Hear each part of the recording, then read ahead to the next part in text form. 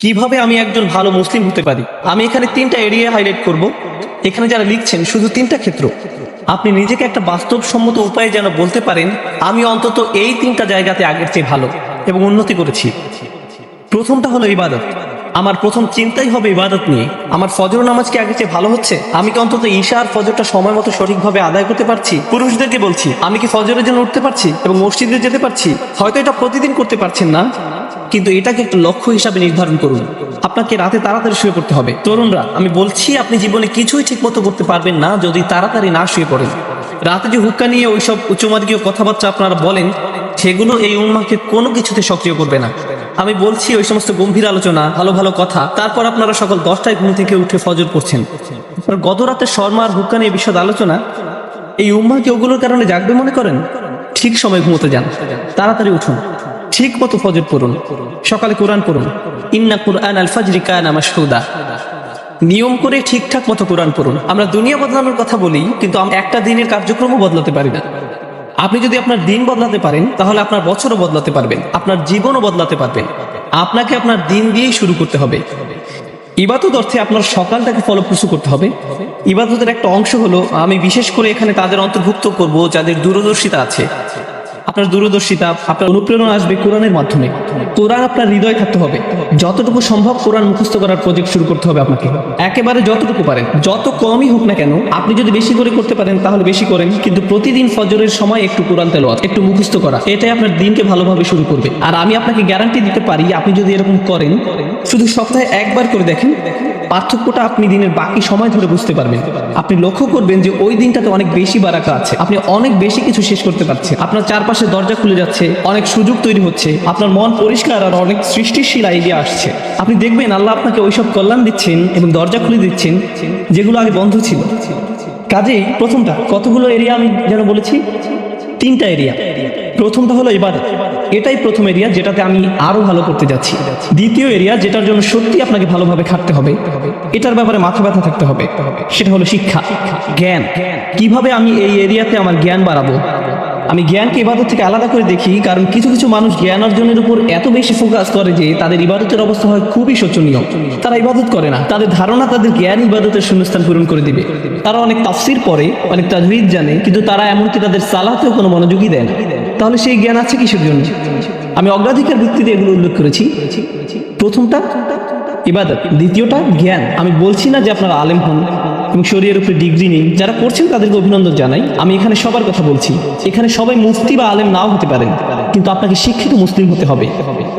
আপনার ইসলামের উপর অন্তত প্রাথমিক পর্যায়ের বিদ্যা থাকতে হবে। আমি এখানে সবার কথা বলছি। তাই আপনার জন্য আমার পরামর্শ হলো, বছরের শেষ বা আগামী বছরের মধ্যে আপনি কিছু অন্তত পড়েন, কিছু অন্তত পড়েন। আপনি সিরাত পড়ুন, নবী মুহাম্মদ সাল্লাল্লাহু আলাইহি সাল্লামের জীবনী একবার। আর আপনার প্রতি বছরই এটা করা উচিত। আসলে আপনার আলাদা আলাদা জায়গা থেকে পড়া উচিত। প্রতি বছর সিরাতের উপর আপনার পড়াশোনা করা উচিত। সত্যি সত্যি পড়ুন। আমাকে জিজ্ঞেস করবেন না সিরাতের উপর কোন বই পড়বেন, সবই পড়ুন। এক একবার এক একটা পড়ুন। একটা নিয়ে পড়া শুরু করুন 1 বছর, তারপর আরেকটা সিরাত নিন পরের বছর, আবার আরেকটা সিরাত নিন পরের বছর, আবার আরেকটা। কারণ এটা হলো ওই মানুষটার জীবনী যা আমাদের জীবনের দর্শন, আমাদের অনুপ্রেরণা। আর আপনার প্রতি বছরই এটা করা উচিত। আপনাকে এগুলো বারবার পড়তে হবে। এটা আপনার শিক্ষার অংশ। এটা আপনাকে চিন্তা ভাবনা করার এবং সেটা আপনি জীবনে প্রতিফলিত করার সুযোগ করে দিবে, দরজা খুলে দিবে। সিরাত পড়লে এর মধ্যেই পাবেন কিছু সহজলভ্য এবং অসাধারণ রিসোর্স। আমার মনে হয় না এগুলো খুঁজে পেতে আপনার কষ্ট হবে ইনশাআল্লাহ। একই সাথে আপনার কিছু বাস্তবিক অর্জন থাকতে হবে। একই বছর আপনাকে প্রকৃত অর্থেই কোরআন থেকে কিছু অর্জন করতে হবে। আমি এখন জ্ঞানের এরিয়ার ভিতরে আছি। প্রথম এরিয়া হলো ইবাদত, আর দ্বিতীয়টা হলো জ্ঞান বা শিক্ষা। এই এরিয়াতেই আপনাকে কোরআন থেকে কিছু প্রকৃত মুনাফার ক্ষেত্র তৈরি করতে হবে। ধরুন এই বছর আপনি ঠিক করলেন আপনি সূরা কাহফ মুখস্থ করবেন, কাজে এটা একটা লক্ষ্য স্থির করুন। এটা একটা লক্ষ্য স্থির করুন, এই বছর আমি সূরা কাহফ মুখস্থ করব। তার মানে হলো আমি এই সূরা মুখস্থ করব, এর অনুবাদ পড়ব, এর তাফসীর পড়ব, এর শব্দগুলোর অর্থ বুঝবো, সূরা কাহফের উপর লেকচারগুলো, প্রবন্ধ, পেপার যাই পাওয়া যায় তার সবই নিব, সবই শেষ করব। আমার জন্য এটাই সূরা কাহফের বছর। পরের বছর হতে পারে সূরা আর রহমানের বছর, তার পরের বছর সূরা বাকারার বছর, কয়েকটা সূরা হতে পারে একই বছরে, কিন্তু প্রতি বছরই আপনি কোরআনের মধ্যে থেকে কিছু না কিছু লাভ করুন। এটা বাস্তব। এটা বলবেন না আমি কোরআন পড়েছি, এটা করবেন না। যে কোনো একটা প্যাসেজ নিয়ে পড়া শুরু করলেন, একটা সূরা বা কয়েকটা সূরা নিয়ে সেগুলোতে ফোকাস করুন। মুসলিম যুবকদের জন্য আমার সবচেয়ে বড় সমালোচনা হলো যে তারা ফোকাস করেন, একটা বিষয়ের উপর ফোকাস করেন, এটা ভালোভাবে বুঝেন। পরে যখন আপনি দেখবেন, আপনি বলবেন আলহামদুলিল্লাহ এই বছর আমি আরো একটা সূরা মুখস্থ করেছি, আরো 2টা সূরা মুখস্থ করেছি, আরো 3টা সূরা মুখস্থ করেছি। আর যখন আপনি কোনো একটা সূরা পড়েন, শুধু এটার অর্থ মুখস্থ করবেন না। কোনো ছাত্র আমাকে এসে জিজ্ঞেস করে আপনার ধারণা কোনটা বেশি গুরুত্বপূর্ণ, কোরআন বোঝা নাকি মুখস্থ করা? আমি বলি কিভাবে আপনি ভাবেন যে এই দুটো আলাদা? কেন এরকম মনে করেন? আপনি জানেন কেন আমরা কোরআন মুখস্থ করি? যেন আমরা বারবার সেটা বলি। আর যখন আপনি কিছু বারবার বলতে থাকেন, তখন সেটা নিয়ে আরো বেশি চিন্তা করার এবং সেটা আপনার কাজে প্রতিফলিত করার ব্যবস্থা করে দেন আল্লাহ। যখন আপনি কোনো কিছু 10 বার বলতে থাকেন, তখন আপনি এমন কিছু লক্ষ্য করেন যে আপনি 9 বার বলার সময় করেননি। আল্লাহ আরো অনেক দরজা খুলে দেন। আল্লাহে কোরআনের জন্য এটা খুবই সত্য। যত বেশি আপনি পড়বেন তত বেশি বুঝবেন, আর যত কম পড়বেন তত কম বুঝবেন। এটা অন্য কোনো বইয়ের মতো না। কোরআন বোঝার ভিত্তি হলো কোরআন মুখস্থ করা। আল্লাহ আরো অনেক দরজা খুলে দেন। আল্লাহে কোরআনের জন্য এটা খুবই সত্য। কাজে যে সূরা আপনি পড়তে ও বুঝতে চাচ্ছেন, ভালো হয় সেটা মুখস্থ করে ফেললে। এই দুটো সবার আগে। তো আমি সিরাত নিয়ে বললাম আর কোরআন নিয়ে বললাম। এবার ইলেকটিভ বা নির্বাচক, ধরেন এটা আপনাদের জন্য এই বছরের ইসলামিক সেমিস্টার। এই সেমিস্টারে ঐচ্ছিক কাজে যুক্ত করেন। অন্তত 3 থেকে 4টা দোয়া আপনি পড়লেন, মুখস্থ করলেন, আর সেগুলো আপনার দিনের একটা অংশ হয়ে গেল। নবী সাল্লাল্লাহু আলাইহি সাল্লামের কিছু দোয়া মুখস্থ করা, এটা এক সময় আপনার দিনেরই অংশ হয়ে যাবে। এখন আমি জ্ঞানের সাথে সেটা চর্চা সংযুক্ত করেছি। এ ধরনের জিনিসগুলো আপনি যুক্ত করে নিতে পারেন। আসলে এই 3টা এরিয়া যে আমি বলছি, আমি অন্যগুলো কিন্তু উল্লেখ করিনি। আমি জানি ফিকহ, আকীদা, তাফসীর এগুলো জ্ঞানের অংশ, কিন্তু আমি শুধু 3টা এরিয়ার কথা বলেছি ইচ্ছা করি। কারণ এই 3টা জিনিসই সরাসরি আপনাকে ভালো মুসলিম করে তুলবে। সাথে সাথে এগুলোর একটা কার্যকরী প্রভাব আপনার উপর পড়বে। আপনার সালাত আগের চেয়ে আরো বেশি ভালো হবে, কারণ আপনি যে কোরআন পড়ছেন সেটা আপনি এখন বুঝেন। নবী সাল্লাল্লাহু আলাইহি সাল্লামের জন্য আপনার ভালোবাসা বাড়ছে, কারণ আপনি তার জীবনী প্রতি বছর পড়ছেন। কাজে যতবার আপনি সালাওয়াত করবেন, এটা আরো আন্তরিক হবে। এই সালাওয়াত আপনি আরো গভীরভাবে অনুভব করবেন।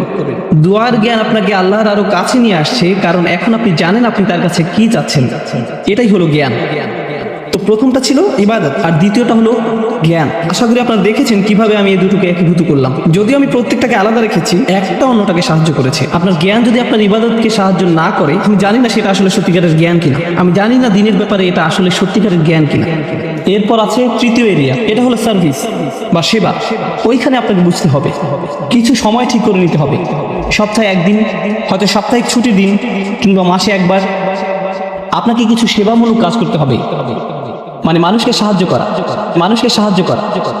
তার মানে এই না যে আপনাকে এটা ইসলামিক ব্যানারের মধ্যেই করতে হবে। আপনি যদি স্বেচ্ছাসেবা দিতে চান, মানবতার জন্য কিছু করতে চান, এটা দেখতে খুবই ভালো লাগবে যে একজন মানুষকে আপনি সাহায্য করছেন। খুবই ভালো লাগবে। আমাদের সবকিছু নিজেদের ব্যানারেই করতে হবে এমন কোনো কথা নেই। মহৎ উদ্দেশ্যেই ভালো কাজই, সেটা খ্রিস্টানরাই করুক, ইহুদিরাই করুক, আর গেটস ফাউন্ডেশনই করুক, সেটা কোনো ব্যাপার না। যদি উদ্দেশ্য ভালো থাকে, আপনি সেটাই অংশ নিতে পারেন। আসলে ব্যক্তিগতভাবে আমি মুসলিমদেরকে পরামর্শ দেই সেসব ভালো কাজে অংশ নিতে যেগুলো অমুসলিমদের দ্বারা পরিচালিত হয়, যেন তারা দেখে যে মুসলিমরাও এসব ব্যাপারে কেয়ার করে এবং এর মাধ্যমে তারাও সুযোগ পাবে ইসলামের ব্যাপারে প্রশ্ন করতে। এটা তাদের একটা সুযোগ দেয়। কাজে স্বেচ্ছাসেবা দিন, সাহায্য করুন, এমন কিছুর অংশ হন যেটা আপনার মনপ্রাণে ভালো লাগে। শুধু আপনার জন্যই সেটা করুন, প্রচার করে বেড়াবেন না, এটা নিয়ে টুইট করবেন না আজকে স্বেচ্ছাসেবা দিয়ে আসলাম, খুবই ভালো লাগছে, আলহামদুলিল্লাহ, বড়াই করছি না, এরকম করবেন না। শুধু আপনার জন্যই করুন। এটা আপনাকে একজন ভালো মানুষ করবে, একজন ভালো ব্যক্তিতে পরিণত হবেন আপনি। আর বাবা মায়েরা, আপনাদের যাদের বাচ্চা আছে, বিশেষত টিনেজ ছেলে মেয়ে, আপনি যদি তাদেরকে এই ধরনের কাজে উৎসাহ দিতে পারেন, কাউকে সাহায্য করার কোনো বিষয়ে জড়িত হওয়া আসলে টিনেজ বাচ্চাদের জন্য খুবই গুরুত্বপূর্ণ। এটা তাদের মানসিক পরিপক্কতা তৈরি হওয়ার একটা অংশ। কারণ টিনেজ তরুণরা শুধু মুসলিম তরুণরাই না, সাধারণভাবে সব তরুণরাই আত্মনিমগ্ন থাকে। তাদের দুনিয়াটা তাদের নিয়ে। তারা কিভাবে দেখে তাদের বন্ধুরা, তাদের ফেসবুক স্ট্যাটাস, তাদের কতজন বন্ধু আছে, যাই হোক না কেন, ওই বয়সে এটাই তাদের কাছে গুরুত্বপূর্ণ। তারা খুবই ক্ষুদ্রমনা ধরনের। আপনি যদি ওই বয়সে তাদেরকে এরকম মানসিকতা থেকে টেনে বের করতে পারেন, তাদের নিজেদের বাইরেও অন্য কিছুকেও কেয়ার করতে শিখান, অন্যদের সাহায্য করতে বলেন, মানুষের কষ্ট বা ভোগান্তি আসলে কেমন আর এইসব ক্ষেত্রে সাহায্য করতে বলেন। উদাহরণস্বরূপ কিছুদিন আগে একটা প্রাকৃতিক দুর্যোগ হলো, একটা ঝড় নিউ জার্সি আর নিউ ইয়র্কে আঘাত করলো। আপনার থেকে খুব একটা দূরে না, ওইখানে সাপ্তাহিক ছুটিতে রেড ক্রস বা অন্য কারোর সাথে যে সাহায্য করতে পারেন, যাদের বাড়িঘর ধ্বংস হয়ে গেছে, গাছপালা রাস্তায় পড়ে আছে, রাস্তা বন্ধ হয়ে গেছে, যেটাই হোক আপনি সাহায্য করে চলে আসেন। আপনি যদি সেটা করেন, আমি আপনাকে বলছি এটা আপনাকে আল্লাহর যত নিকটে নিবে আর কোনো কিছুই ততটা করবে না। আপনি যদি এই তিনটা জিনিস করেন, আপনি তাহলে অন্তত মূল ভিত্তিটা স্থাপন করলেন জীবনে কিভাবে ভালো করা যায়। এটা আপনার জীবনের লক্ষ্য না, অন্তত এগুলো আপনি করতে পারলে জীবনে ভালো কিছু অর্জন করতে পারবেন। তো আপনি যখন বসে বসে এটা শুনছেন আর ভাবছেন আমি তো বেশ বড় ভুল করে ফেলেছি, এখানে হয়তো এমন কেউ বসে আছে হয়তো ব্যভিচারের ভুল করে ফেলেছেন, আল্লাহ আপনাদেরকে রক্ষা করুন। আপনাদের কেউ কেউ হয়তো সেই পথে অগ্রসর হচ্ছেন, আপনাদের কেউ কেউ হয়তো শিরক করেছেন। সকল ধরনের অপরাধ সংঘটিত হচ্ছে আর মানুষ সকল ধরনের অপরাধে লিপ্ত হচ্ছে। আপনি যদি তওবা করেন এবং আল্লাহর কাছে ফিরে আসেন, এই সকল অপরাধ শেষ হয়ে যাবে। কিন্তু এরপর আপনাকে ভালো পথে চলতে হবে। ও আমিলা আমালান সলিহা ফাউলাইকা ইউবাদদিলুল্লাহু সাইয়্যাতিহিম হাসানাত। অন্য কথায়, যখন আপনি আল্লাহর কাছে ফিরে আসবেন, এটা প্রকৃত অর্থেই প্রত্যাবর্তন হতে হবে, এটা কৃত্রিম হতে পারবে না। ওয়া কানাল্লাহু গফুরুর রহিমা। আর আল্লাহ সর্বদাই ক্ষমাশীল, অতিমাত্রায় ক্ষমাশীল, সর্বদা প্রেমময়, যত্নশীল এবং করুণাময়। আমার সময় ফুরিয়ে যাচ্ছে, কিন্তু আপনাদের সাথে আরো কয়েকটা বিষয় শেয়ার করতে চাই। আসুন এই তালিকাটা প্রথমে শেষ করি, এটা শেষের দিকে। কেউ বলতে পারে যে আমি শিরক করিনি, আমি হত্যা করিনি, আমি জিনাও করিনি, আমি শুধু ছোট বিষয়গুলো করেছি, যেমন আমি ফজরের নামাজ পড়িনি, একদিন ফ্রিজ থেকে আমার ভাইয়ের চকলেট মিল্ক চুরি করে খেয়েছি, বেশ কয়েকবার বাবার সাথে চড়া মেজাজে কথা বলেছি, আরেকদিন একটা পার্টিতে কিছুটা গীবত করে ফেলেছি, কিন্তু আমি হত্যা করিনি। এই তওবা তো আসলেই খারাপ অপরাধীদের জন্য। তাহলে আমার কি হবে? সাধারণ পাপীদের কি হবে? বাকি আমরা যারা রয়েছি, কারণ তারা হলো উচ্চ স্তরের পাপী, তাই না? তো পরবর্তী আয়াত বলছে, তোমরা বাকি যারা রয়েছো, ওয়ামান তাবা, যেই তাওবা করেছে, যে কোনো ধরনের তাওবা, আমিলা সলিহান, সৎ কাজ করেছে, ফাইন্নাহু ইয়াতুবু ইলাল্লাহি মাতাবা। তো যখন সে আল্লাহর কাছে ফিরে আসে আন্তরিকভাবে, অনুতপ্ত হয়ে, আল্লাহ সেটাও স্বীকার করেন। না না না, কারণ আমার পাহাড় সম পাপ প্রয়োজন, এটাকে পাহাড় সম পুণ্যে রূপান্তরিত করার জন্য, এটাকে পাহাড় সম পুণ্যে রূপান্তরিত করার জন্য এমন প্রয়োজন নেই। যেই পাপে লিপ্ত থাকেন না কেন, শুধু তওবা করুন। ফাইন্নাহু ইয়াতুবু ইলাল্লাহি মাতাবা ওয়াল্লাযীনা লা ইয়াশহাদুনা যুর। এমন মানুষ যারা অন্যায়ের সাক্ষ্য হয় না। এর অর্থ হলো তারা সহ্য করে না যখন কোনো অন্যায় সংঘটিত হয়।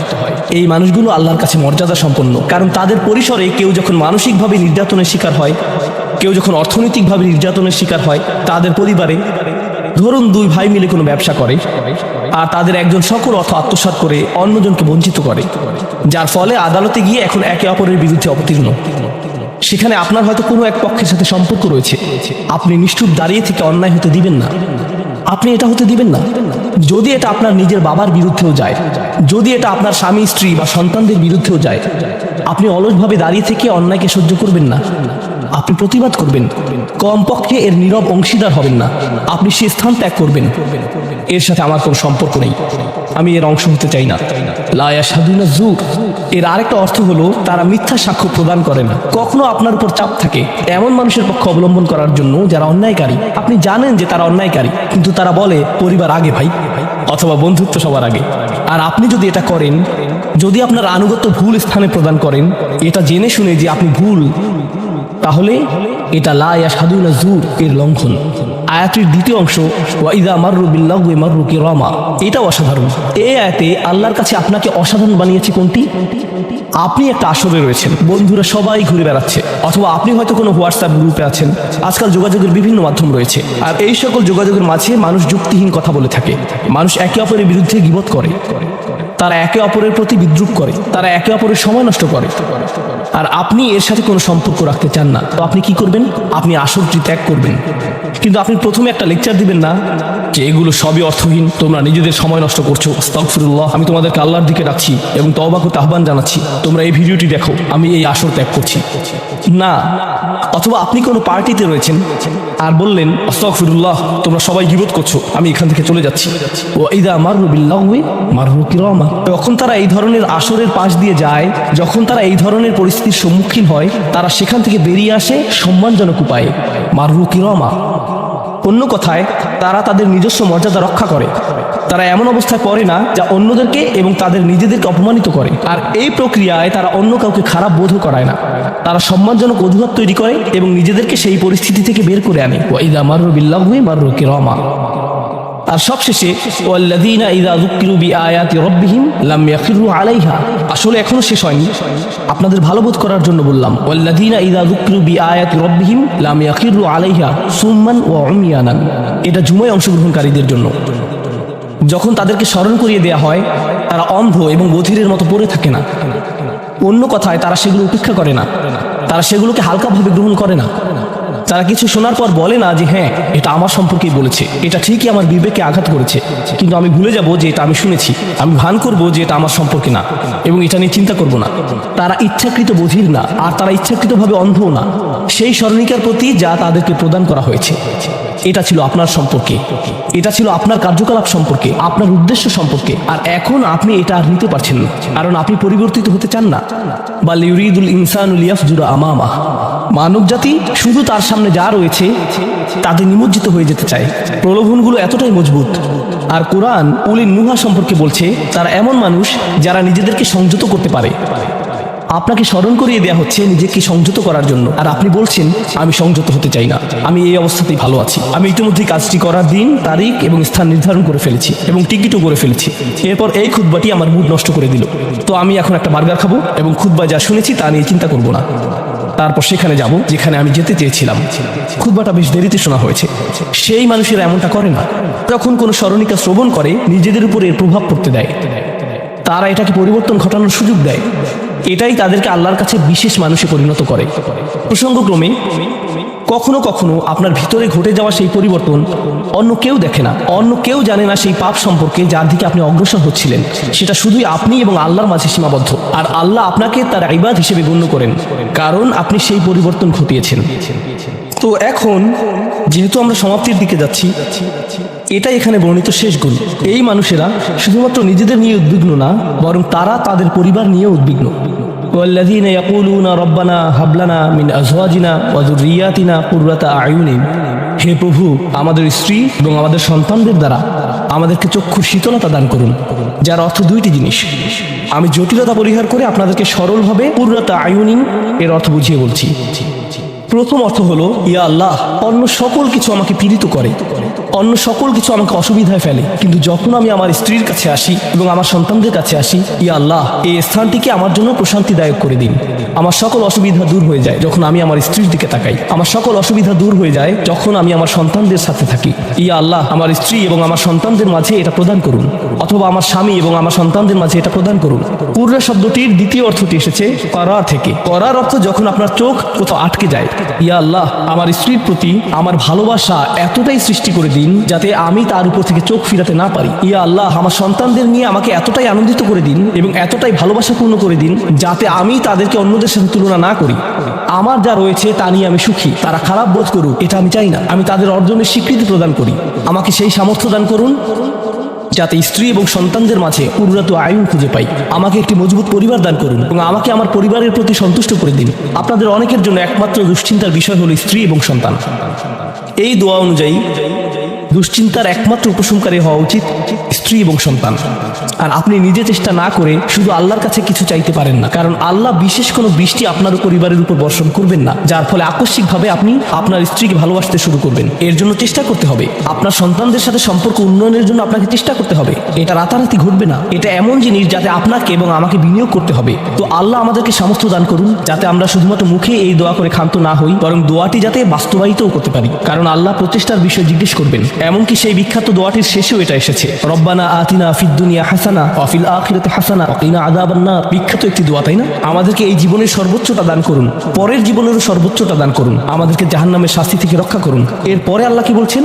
উলাইকা লাহুম নাসিবুম মিম্মা কাসাবু, তারা ততটুকু অংশই পাবে যা তারা অর্জন করেছে। আপনি শুধু দোয়া করবেন আর তা কাজ করবে তেমনটা না, আপনাকে অর্জন করতে হবে, আপনার চেষ্টাকে কাজে লাগাতে হবে। তো আপনি যখন আপনার পরিবার নিয়ে উদ্বিগ্ন থাকবেন তখনই আপনি পরিবারে প্রশান্তি প্রদানের জন্য আল্লাহর কাছে চাইবেন। আর প্রসঙ্গক্রমে এটা দিয়ে কি বোঝায়? যে সকল স্বামীরা যারা লন্ডন শহরে রাত 2টা-3টা পর্যন্ত সীসা বারে সময় কাটান কিন্তু বাড়িতে তাদের স্ত্রীদের কাছে যান না, কারণ তারা তাদের স্ত্রীদের মাঝে কোনো প্রশান্তি খুঁজে পান না, আর তাদের স্ত্রীরা তারাও তাদের স্বামীদের মাঝে কোনো প্রশান্তি খুঁজে পান না। যখন তারা বলবেন না ভাই আমাকে বাড়ি যেতে হবে, তো তখন তারা আল্লাহর কাছে বিশেষ মর্যাদা সম্পন্ন হয়ে উঠবেন। যখন তারা সন্তানদের সাথে সময় ব্যয় করবেন, সন্তানদের থেকে তাদের চোখ সরে যায় না, আর যেহেতু আপনার চোখ তাদের থেকে সরছে না, এর অর্থ আপনি আসলে তাদের সাথে রয়েছেন, এর অর্থ আপনি আসলে সন্তানদের সাথে সময় ব্যয় করছেন এবং সেটা উপভোগ করছেন। এই বিষয়টি আপনাকে আল্লাহর কাছে বিশেষ মর্যাদা সম্পন্ন করে তুলেছে। তাদের জন্যই উলাইকা ইউজসাউনাল গুরফাতা বিমা সাবারু। আর আমাদেরকে মুত্তাকিনদের নেতা হিসেবে কবুল করুন, সৎকর্মশীলদের নেতা হিসেবে কবুল করুন। আমাদের সন্তানদেরকে ভালো সৎকর্মশীল জীবন দান করুন, যার ফলে যখন আমি আপনার সম্মুখে দাঁড়াবো, ইয়া আল্লাহ, আমার পরিবারের সদস্যদের কাজের কারণে আমার সৎকর্মের পরিমাণ শুধু বৃদ্ধিই পাবে। এখন এই সব কিছুর পরে উলাইকা ইউজসাউনাল গুরফাতা বিমা সাবারু, এই মানুষদেরকে প্রদান করা হবে সুউচ্চ প্রাসাদ, তারা যে ধৈর্য প্রদর্শন করেছে তার প্রতিদান স্বরূপ। লক্ষ্য করুন, এখানে আল্লাহ বলছেন তারা যে ধৈর্য প্রদর্শন করেছে তার প্রতিদান স্বরূপ। আপনি যদি এই তালিকার প্রথমে যান, যারা তাদের জিহ্বা সংযত করে, যখন মূর্খ লোকেরা তাদের সাথে কথা বলে তারা বিনয়ী, তারা জিহ্বা সংযত করে, যারা আল্লাহ ছাড়া অন্য কারো ইবাদত করে না, যারা আল্লাহর ইবাদত করে রাতের গভীরে, এই তালিকাটি যা আমরা আলোচনা করলাম, তাদের প্রত্যেকেরই প্রয়োজন অধ্যাবসায়, মজবুতি, দৃঢ়তা এবং প্রতিজ্ঞা। আর সবর শব্দটি দিয়ে এটাই বোঝায়। এই মানুষগুলো পুরস্কৃত হবেন তারা যে দৃঢ় প্রতিজ্ঞা দেখিয়েছেন তার জন্য, তারা এর জন্য প্রতিজ্ঞাবদ্ধ ছিলেন। ওয়ায়ুলাক্কাউনা ফিহা তাহিয়াতান ওয়া সালামা, তাদেরকে সেখানে অভ্যর্থনা করা হবে অভিবাদন ও সালাম সহকারে। আল্লাহ তাদের জন্য অভিবাদন প্রেরণ করবেন। আল্লাহ শুধুমাত্র তাদেরকে ভালোবাসবেন না, বরং তিনি তাদেরকে এখন সম্মানিতও করছেন। এরা হলেন আল্লাহ কর্তৃক বিশেষ পুরস্কার প্রাপ্ত। খালিদিনা ফিহা হাসুনাত মুস্তাকাররা ওয়া মুকামা, তারা অবিশ্বাস্য সেই সম্মানের মাঝে এবং সেই সুউচ্চ প্রাসাদের মাঝে চিরকাল থাকবেন। কি চমৎকার স্থান, স্বল্পকালীন এবং চিরকালীন অবস্থানের জন্য। তো আল্লাহ এটাকে জাহান্নামের সাথে তুলনা করেছেন, তাই না? জাহান্নামীরা বলবে, আমি এখানে স্বল্পকালের জন্য থাকতে চাই না, চিরকালের জন্য থাকতে চাই না। আল্লাহ বলেছেন, জান্নাতের স্বাদ যদি তুমি সামান্য পরিমাণেও পাও, তুমি এটা আকাঙ্ক্ষা করবে, তুমি এটা চিরকালের জন্য চাইবে। আল্লাহ আমাদের সকলকে চিরকালের জন্য জান্নাতে প্রবেশ করান। আমরা সর্বশেষ আয়াতে এসেছি। আমি জানি যে আমি অতিরিক্ত সময় নিয়েছি, প্রশ্ন উত্তরের জন্য আপনাদের কিছুটা সময় আমার দেওয়া উচিত। আমার আর 4-5 মিনিট প্রয়োজন। শেষের এই আয়াতটি গভীর তাৎপর্যপূর্ণ। এই সূরাটির শেষ আয়াত, এটা এই অনুচ্ছেদটিরও শেষ আয়াত। এই তালিকা যা আপনাকে বিশেষ মর্যাদা সম্পন্ন করবে তার সাথে এর কোনো সম্পর্ক নেই। আয়াতটি কুরাইশ এবং গোটা মানব জাতিকে উদ্দেশ্য করে বলা হয়েছে, আর রাসূলকে বলা হলো যে কিভাবে সৃষ্টিকর্তার নৈকট্য অর্জন করা যাবে। এই তালিকা যেহেতু এখন প্রদান করা হলো, তাহলে আর সমস্যা কোথায়? কুল মা ইয়াবাউ বিকুম রাব্বি লাউলা দুআউকুম ফাকাদ কাযযাবতুম ফাসাউফা ইয়াকুনু লিজামা। এই আয়াতটিকে ব্যাখ্যা করার বেশ কয়েকটি দৃষ্টিভঙ্গি রয়েছে। আমি সরলভাবে এর কয়েকটি আপনাদের সাথে শেয়ার করতে চাই। সময় স্বল্পতার কারণে আমি ভাষাতাত্ত্বিক আলোচনায় যাব না, আমি শুধু অন্তর্নিহিত অর্থগুলোর সহজ বাংলা বর্ণনা করব। আল্লাহ একদিকে বলছেন, আল্লাহর সম্মুখে তোমাদের কি গুরুত্ব আছে, আল্লাহর সামনে তোমাদের কি মূল্য আছে, তোমরা কি মনে করো, তোমরা যখন আল্লাহর সামনে উপস্থিত হবে কি মূল্য তোমাদের থাকবে। মানব জাতি হিসেবে তোমাদের একটা মর্যাদা দেওয়া হয়েছে যা অন্য কাউকে দেওয়া হয়নি। দুআউকুম, তোমরা নিজেদের ইচ্ছায় আল্লাহকে ডাকতে পারো। আল্লাহকে ডাকতে হলে তোমাদের নিজস্ব ইচ্ছা শক্তিকে প্রয়োগ করতে হয়। পাহাড়, গাছ, পাখি, তাদের কোনো নিজস্ব ইচ্ছা নেই, তারা আল্লাহকে ডাকতে বাধ্য। ওয়া ইম মিন শাইইন ইল্লা ইউসাব্বিহু বিহামদিহি ওয়ালাকিন লা তাফকাহুনা তাসবিহাহুম। তোমরা আল্লাহর কাছে মূল্যবান যদি একটি জিনিস না থাকে, আর তা হলো তোমাদেরকে বাছাই করা হয়েছে তাকে ডাকার জন্য, কিন্তু তোমরা সেই দায়িত্বকে পরিত্যাগ করেছো। ফাকাদ কাযযাবতুম, আল্লাহকে ডাকার এই আমন্ত্রণকে তোমরা মিথ্যা সাব্যস্ত করেছো। ফাসাউফা ইয়াকুনু লিজামা, এই শাস্তি তোমাদেরকে পরিত্যাগ করবে না। এটা হবে এমন জিনিস যা থেকে তোমরা মুক্ত হতে পারবে না। এটা প্রথম অর্থ। আয়াতটির আরেকটি অর্থ হলো, আল্লাহ কাফেরদের এবং যারা সকল ধরনের পাপ কাজ করে তাদেরকে বলছেন, আমার কাছে তোমাদের কোনো মূল্য নেই, আর তোমাদের এখনো টিকে থাকার একমাত্র কারণ হলো তোমাদের মধ্যে কিছু মানুষ রয়েছে যারা এখনো আমাকে ডাকে। পৃথিবীর বুকে এখনো কিছু ইমানদার রয়েছে যারা এখনো আল্লাহর উদ্দেশ্যে ক্ষমা প্রার্থনা করে, আর তারাই একমাত্র কারণ যে জন্য তোমরা এখনো বেঁচে আছো। আয়াতের তৃতীয় অর্থটি কাফেরদের উদ্দেশ্যে এবং এমন মুসলিমদের উদ্দেশ্যে যারা আল্লাহ থেকে অনেক দূরে রয়েছে, তাদের জন্য এটা প্রযোজ্য। আল্লাহ বলেছেন, তোমাদের কি মূল্য রয়েছে আমার কাছে? তোমরা নামাজ পড়ো না, তোমরা আনুগত্য করো না, তোমরা হালাল উপার্জন করো না, তোমরা সকল আদেশ লঙ্ঘন করো, কিন্তু কোনো কারণে মরিয়া হয়ে যদি তুমি আমাকে ডাকো, তারপরও আমি তোমাকে যথাযোগ্য মূল্যায়ন করব।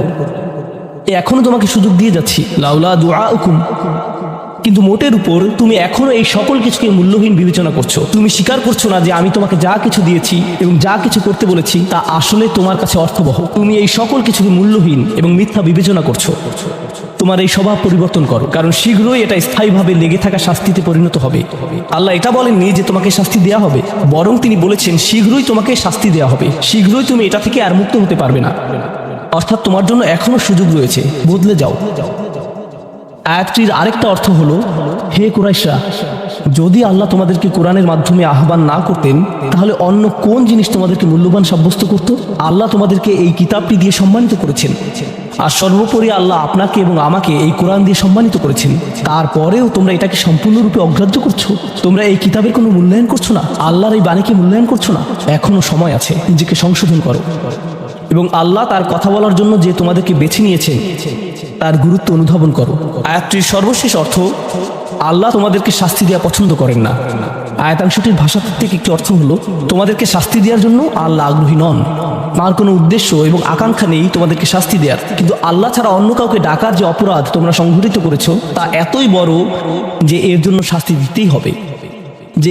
শাস্তি দিতেই হবে। অন্য কথায় আল্লাহ আপনাকে শাস্তি দিচ্ছেন যদিও তিনি চান না। মা ইয়াফআলুল্লাহু বিআযাবিকুম, তোমাদেরকে শাস্তি দিয়ে আল্লাহর কোনো প্রাপ্তি নেই। আপনাকে শাস্তি দিয়ে আল্লাহর কি পাওয়ার আছে? আল্লাহ এখানে বলছেন, আমি তোমাদেরকে শাস্তি দিতে চাই না, কিন্তু তোমাদের অপরাধগুলো অনেক বড়, আর শীঘ্রই এই শাস্তি স্থায়ী হয়ে যাবে। এই মুহূর্তে এগুলো অস্থায়ী, তোমরা এগুলো মুছে ফেলতে পারো। তাই এখনো ফিরে আসো, আল্লাহর দিকে ফিরে আসো। আমাদেরকে এই সকল সুযোগ দেওয়ার পর শুধুমাত্র তার কাছে ফিরে আসাই না, বরং তার নৈকট্য লাভের সুযোগ দেওয়ার পর সবশেষে তিনি বলছেন, কেন তোমরা শাস্তি পেতে চাও? আমি তো তোমাদেরকে শাস্তি দিতে চাই না, তোমরা শুধু ফিরে আসো। আল্লাহ সহজ করে দিন যাতে আমরা এই বিষয়গুলোকে হৃদয়ের গভীর থেকে অনুধাবন করতে পারি, এবং তিনি আমাদেরকে তাদের অন্তর্ভুক্ত করুন যাদের প্রভাবে চারপাশের পথভ্রষ্ট মানুষদের এবং চারপাশের আল্লাহর অবাধ্য মানুষদের হৃদয়ও কোমল হয়ে যায়।